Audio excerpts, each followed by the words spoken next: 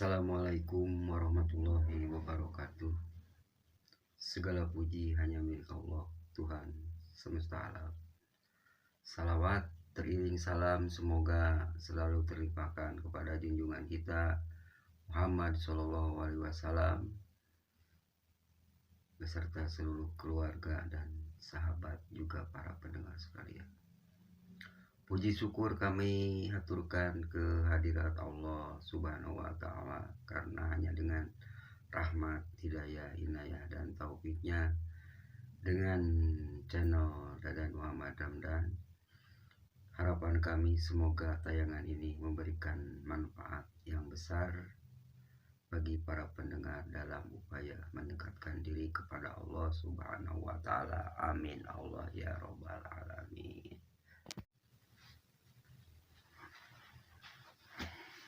Bismillahirrahmanirrahim. Ada yang bertanya sama saya, bagaimana caranya ingin mengenal diri.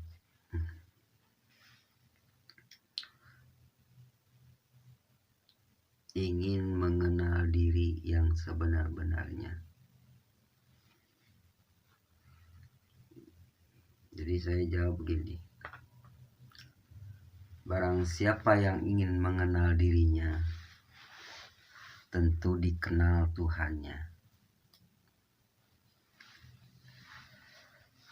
Sebagaimana dalam hadis yang perlu kita ketahui, sebelum kita mengenal agama itu, kita itu harus mengenal kepada Tuhan dulu atau kepada Allah dulu. Awaludin ma'rifatullah. Awalnya agama itu adalah mengenal Tuhan. Belum tahu agama kalau seandainya kita belum mengenal Tuhan atau Allah itu.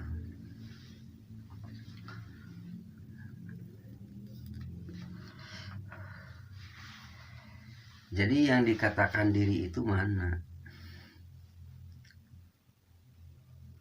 Diri itu bukanlah diri jasmani ini yang ada kulitnya, yang ada dagingnya, yang ada tulangnya, yang ada darahnya. Ini bukan diri. Tapi diri yang sebenar-benarnya yaitu yang mana? Yang dikatakan diri sebenarnya adalah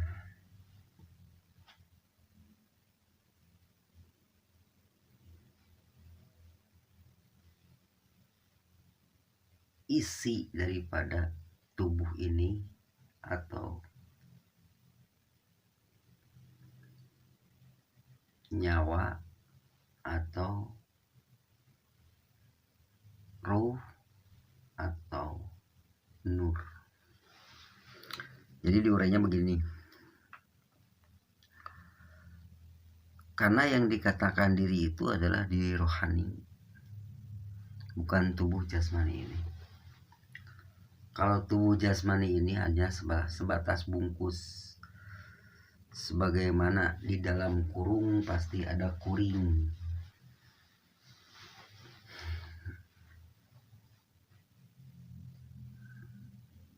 Jadi yang sebenarnya diri yang mana? Diri itu ya napas, diri itu ya nyawa, diri itu ya jiwa, diri itu ya ruh. Karena diri itulah yang menghidupkan diri kita. Karena sebenar-benarnya diri adalah zat atau yang dikatakan diri rahasia. Karena zat itulah yang dikatakan diri rahasia.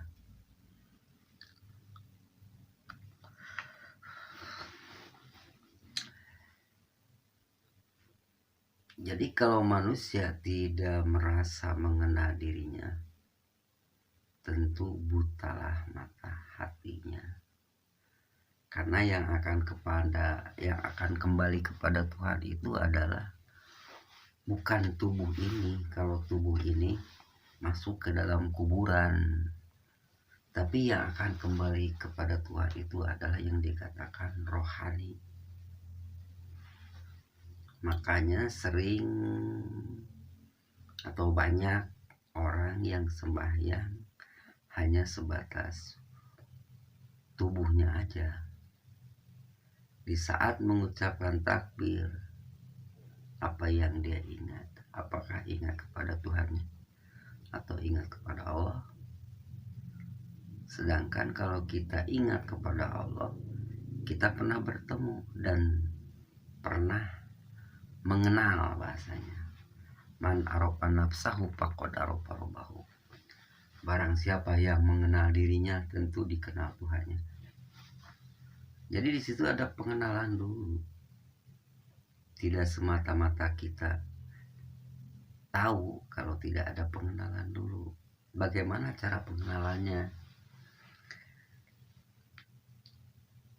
Cara pengenalan kita kepada Tuhan itu adalah hilangkan semua keakuan. Hilangkan semua keakuan diri kita. Jangan menganggap yang bisa melihat itu adalah saya atau tubuh ini atau mata ini, atau yang berjalan itu bukan kaki. Karena hakikatnya tubuh ini adalah mati. Tubuh ini hidup karena ada yang menghidupkan. Mata ini melihat karena ada yang melihatkan. Telinga mendengar karena ada yang mendengarkan. Mulut berkata-kata atau berucap itu semua diucapkan, dikata-katakan oleh Allah.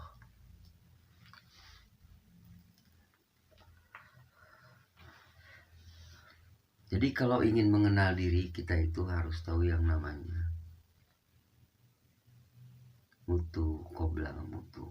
Matikan dirimu sebelum datangnya kematian.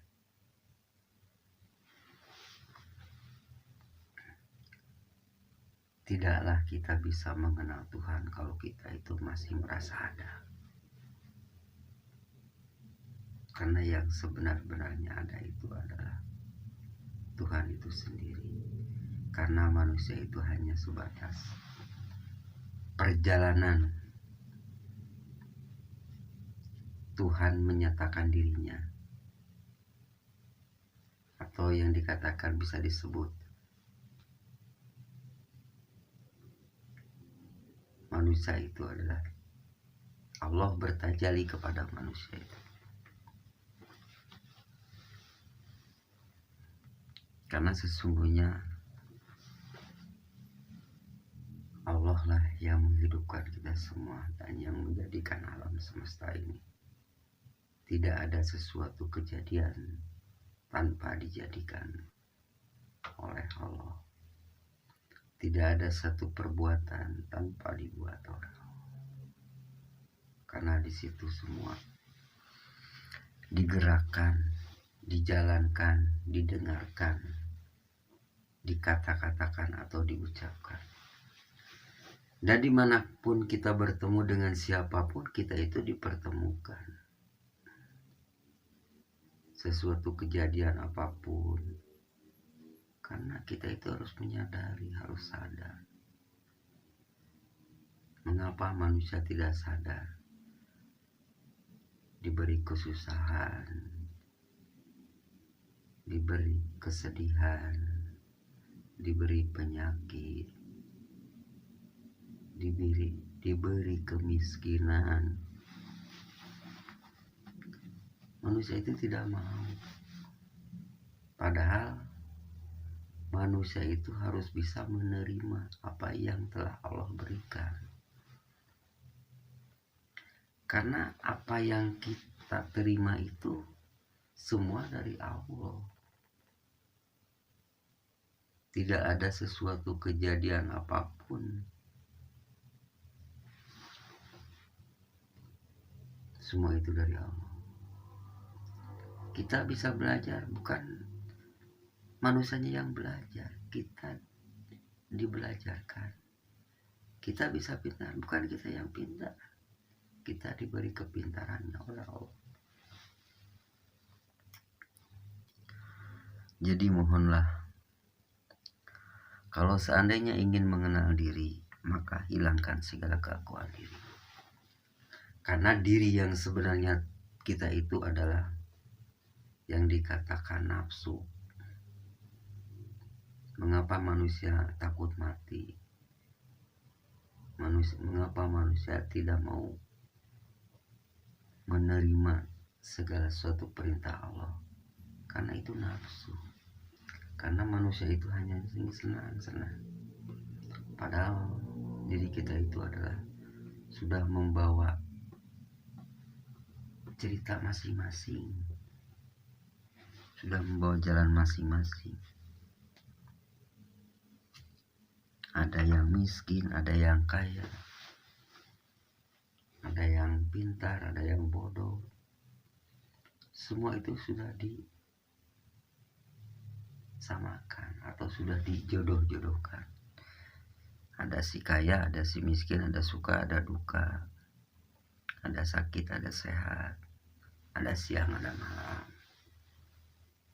Semua itu telah menjadi ketetapan Allah. Dan bagaimana kita menerimanya? Kita itu harus mengenal diri. Belum dikatakan takwa kalau manusia itu belum bisa mengenal. Karena dengan takwa itulah manusia akan sadar bahwa saya ini tidak bisa berbuat apa-apa tanpa ada izin Allah, atau yang disebut la haula wala quwata illa billah. Manusia berjalan karena diperjalankan. Sebagaimana dalam surat Al-Isra, subhanalladzi asra bi abdihi. Maha suci Allah yang telah memperjalankan itu semua. Manusia, binatang, angin, air, kejadian apapun itu semua dari Allah. Tidak ada makhluk yang berjalan dengan sendirinya tanpa ada izin Allah.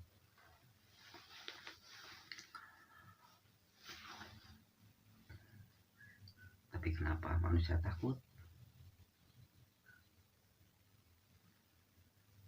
Karena itu adalah buta hatinya. Buta hatinya. Bagaimana nanti pulang ke kampung halaman pertama? Karena kita itu akan pulang lagi ke tempat asal kita, yang disebut inna lillahi wa inna ilaihi raji'un.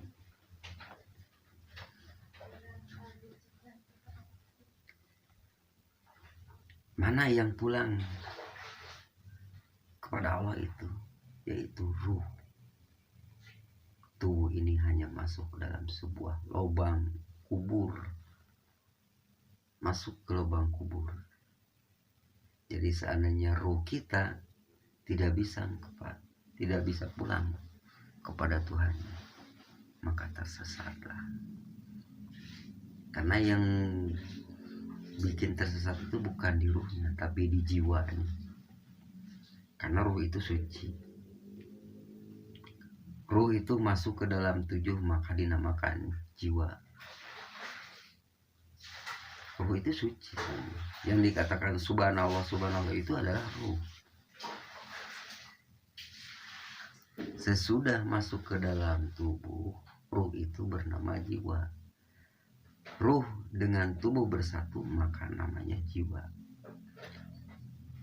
atau nyawa. Dan keluar masuk yang di dalam mulut kita itu adalah nafas. Coba tutup mulut, tutup hidung, bisa hidup. Jadi siapa nafas ini? Siapa?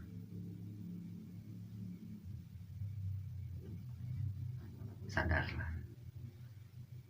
bahwa Tuhan itu sangat dekat sekali dengan kita, dan lebih dekat wa nahnu aqrabu min hablil warid. Sesungguhnya aku dan kau tidak ada antaranya, seperti gula dan manisnya, atau garam dengan asinnya. Sementara dulu, sekian dulu.